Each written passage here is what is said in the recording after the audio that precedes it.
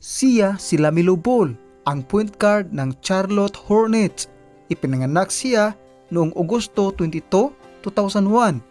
Siya ay may listed height na 6'7" at na-draft noong 2020, first round, third overall pick ng Charlotte Hornets.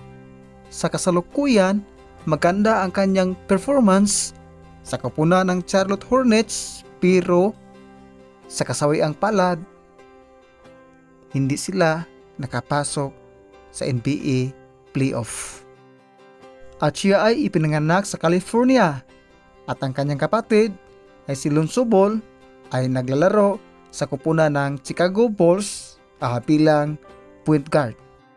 4 na taong gulang pa si Lamelo Ball, tinuruan na siya ng kanyang ama sa paglalaro ng basketball. Ang kanyang career highlights sa NBA. Noong 2020-22, siya ay nakapasok sa NBA All-Star. Noong 2020-21, siya ay napili bilang NBA Rookie of the Year. And also, NBA All-Rookie First Team.